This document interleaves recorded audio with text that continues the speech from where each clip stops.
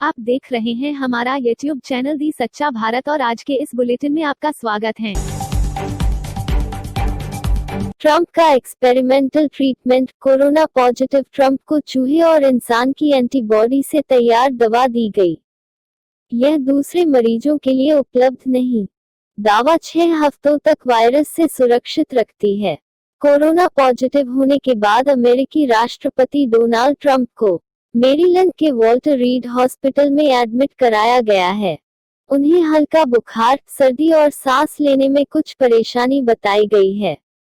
Doctors Trump का इलाज ऐसी एंटीबॉडी ड्रग से कर रहे हैं जो फिलहाल दूसरे कोरोना मरीजों के लिए उपलब्ध नहीं है। यह एंटीबॉडी कॉकटेल ड्रग है। ट्रंप को इस दवा के 8 ग्राम का एक डोज दिया गया है। बिहार के महागठबंधन में पहली दरार। जिस प्रेस कॉन्फ्रेंस में सीटों के फॉर्मूले का ऐलान हुआ, उसी से उठकर चले गए वीआईपी के नेता। गठबंधन छोड़ने का ऐलान किया और बोले, पीठ में छुरा मारा गया। बिहार विधानसभा चुनाव की 243 सीटों के लिए महागठबंधन में सीटों का फॉर्मूला तय हो गया है। अब तक 150 से ज्यादा सीटों पर लड़ने का दावा कर रही राजद के तेवर सहयोगियों की नाराजगी के बाद नरम पड़े हैं। वह 144 सीटों पर चुनाव लड़ेगी। कांग्रेस के हिस्से में 70 सीटें आई हैं। हाथरस पीड़िता के परिवार से मिलने के बाद राहुल गांधी का ट्वीट, कही ये बात। नई दिल्ली। कांग्रेस सांसद राहुल गांधी और प्रियंका गांधी ने शनिवार शाम हाथरस में हैवानियत का शिकार हुई 19 साल की लड़की के परिवार वालों से मुलाकात की। राहुल और प्रियंका ने पीड़िता के परिवार के लोगों के साथ करीब 50 मिनट रहे। पीड़िता के गांव से निकलने के बाद राहुल गांधी ने अपनी मुलाकात के बारे में बताया है। राहुल ने ट्वीट कर लिखा, मैं हाथरस के पीड़ित परिवार से मिला और उनका दर्द समझा। मैंने उन्हें विश्वास दिलाया कि हम इस मुश्किल वक्त में उनके साथ खड़े हैं और उन्हें न्याय दिलाने में पूरी मदद करेंगे। यूपी सरकार चाहकर भी मनमानी नहीं कर पाएगी, क्योंकि अब इस देश की बेटी को इंसाफ दिलाने पूरा देश खड़ा है। अमेरिका में राष्ट्रपति चुनाव। अब ये तय हो गया है कि कोरोना वायरस अहम मुद्दा होगा। ट्रंप राष्ट्रपति के तौर पर जिम्मेदारियां न निभा पाए तो क्या हालात बनेंगे। चुनाव में अब सिर्फ 1 महीना बाकी रह गया है। पहले इस बात पर बहस हो सकती थी कि कोरोना वायरस मतदाताओं के लिए कितना बड़ा मुद्दा है, लेकिन अब नहीं। राष्ट्रपति डोनाल्ड ट्रंप और फर्स्ट लेडी मेलानिया संक्रमित हो चुके हैं। वे आगे कैंपेन कर पाएंगे या नहीं, कहना मुश्किल है, लेकिन यह तय है कि अब कोरोना वायरस सबसे अहम मुद्दा बन गया है। प्रधानमंत्री के नाम पायलट का पत्र। केंद्र सरकार ईआरसीपी को राष्ट्रीय परियोजना घोषित करे। पायलट ने प्रधानमंत्री को लिखा पत्र। कहा, 2018 में पीएम ने जयपुर में किया था वादा। राजस्थान कांग्रेस के पूर्व अध्यक्ष सचिन पायलट ने प्रधानमंत्री नरेंद्र मोदी को पत्र लिखकर पूर्वी राजस्थान नहर परियोजना ईआरसीपी को राष्ट्रीय परियोजना घोषित करने की मांग की है। पायलट ने पत्र में लिखा कि प्रधानमंत्री ने 2018 में जयपुर में आयोजित सभा में यह आश्वासन दिया था कि केंद्र सरकार इस परियोजना पर विचार करेगी। आरोप। खेरवाड़ा ऋषभदेव में हुई हिंसा के पीछे की सच्चाई जल्द सामने आएगी, सीएम खुद देख रहे मामला। खाचरियावास। प्रदेश के परिवहन मंत्री प्रताप सिंह खाचरियावास जिले के प्रभारी मंत्री बनने के बाद पहली बार शनिवार को उदयपुर पहुंचे। उन्होंने मेवाड़ में बतौर प्रभारी मंत्री राजनीतिक पारी का आगाज महाराणा प्रताप की युद्धस्थली हल्दीघाटी से किया। बिहार चुनाव, गठबंधन और कार्टून। सुना है गठबंधनों में सीटों की कमी चल रही है। इस बार तो लगता है कि नेताजी को बैठने के लिए भी सीट जीतनी पड़ेगी। बिहार में चुनाव की तारीखों का ऐलान तो हो गया, लेकिन जिन्हें चुनाव लड़ना है वो पार्टियां अभी तक ये तय नहीं कर पाई हैं कि वो कितनी सीटों पर लड़ेंगी और कहां से लड़ेंगी। बीता पूरा हफ्ता सभी पार्टियों ने इसी माथापच्ची में गुजारा। वहीं दलित वोट बैंक को साधने के लिए हर पार्टी अपनी अपनी ओर से कुछ न कुछ कर रही है। कोई दलित वोटरों पर पकड़ रखने वाली पार्टियों से गठबंधन कर रहा है, तो कोई दलित नेता को कार्यकारी अध्यक्ष और उपाध्यक्ष बना रहा है। सेवादल का प्रदेश में 1 सप्ताह तक चलेगा सेवा सप्ताह। कोरोना वॉरियर्स और जरूरतमंदों को बांटे जाएंगे मास्क। जयपुर। राजस्थान कांग्रेस सेवा दल राष्ट्रपिता महात्मा गांधी की जयंती पर 2 अक्टूबर से लेकर 8 अक्टूबर तक प्रदेश में सेवा सप्ताह मना रहा है। सेवा दल की राजस्थान के अध्यक्ष हेम सिंह शेखावत ने इस दौरान बीजेपी पर निशाना साधते हुए कहा कि कुछ दिन पहले झूठा सेवा सप्ताह मनाया गया। सीआईडी ने रोडवेज बस से 60 लाख की स्मैक के साथ तस्कर को किया गिरफ्तार। कोटा। सीआईडी और अपराध शाखा की स्पेशल टीम और कोटा शहर पुलिस ने शनिवार को अनंतपुरा थाना इलाके से गुजर रही एक रोडवेज बस में सवार तस्कर को गिरफ्तार किया है।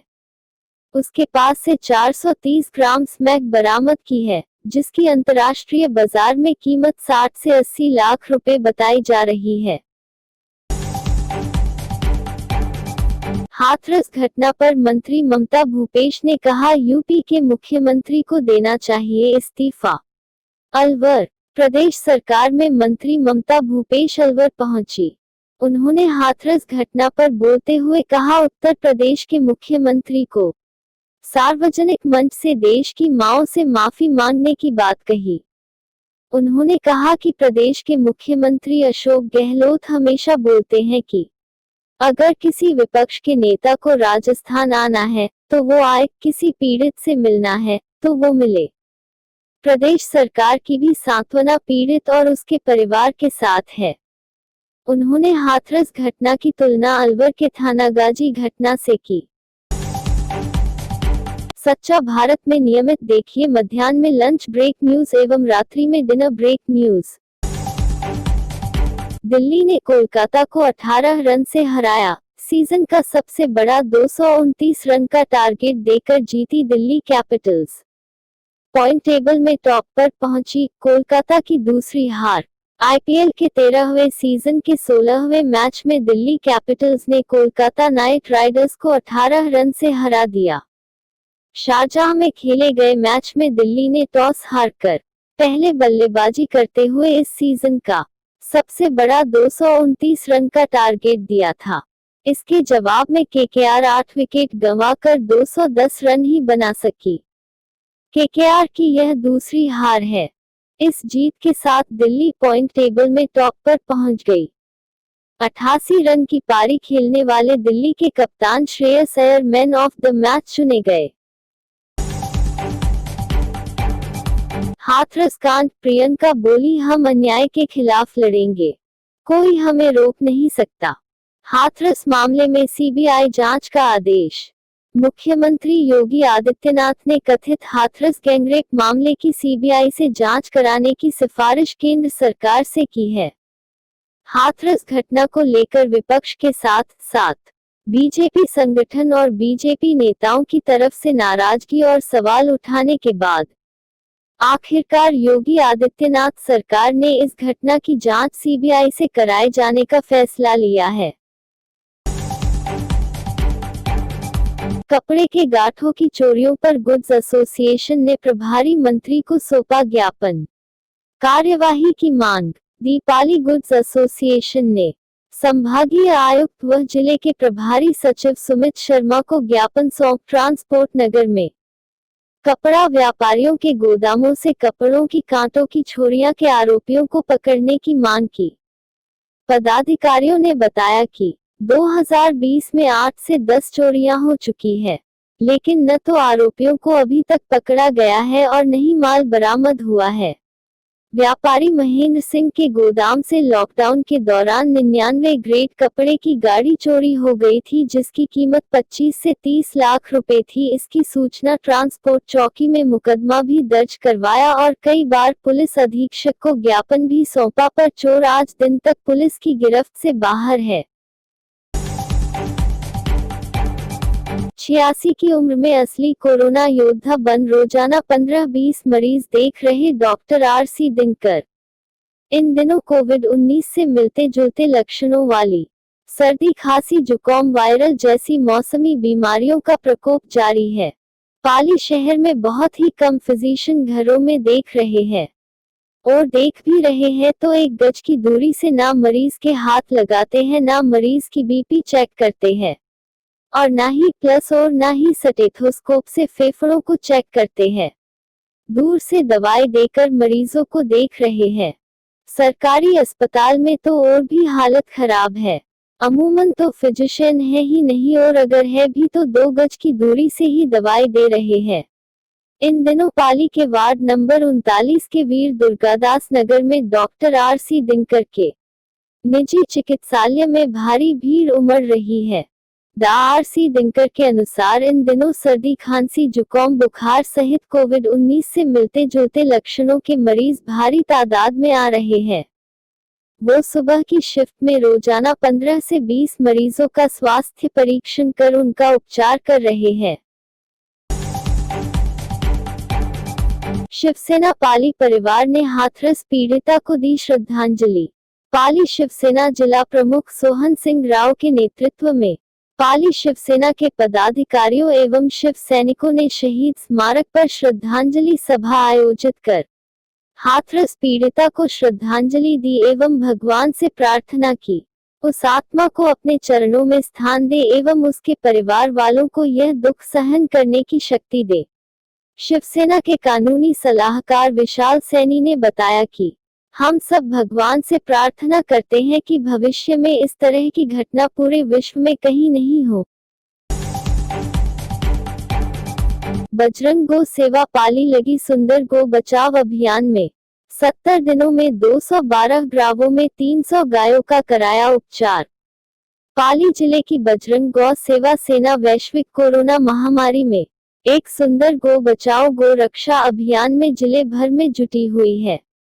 इस बजरंग सेना द्वारा जिले भर के हर उपखंड में बीमार, असहाय और दुर्घटना से घायल हुई मवेशियों, गायों, नंदी की सेवा की जा रही है और उनको उपचार के लिए एम्बुलेंस के माध्यम से बड़ी गौशाला पहुंचाया जा रहा है, जो वास्तव में यह सुंदर कार्य है।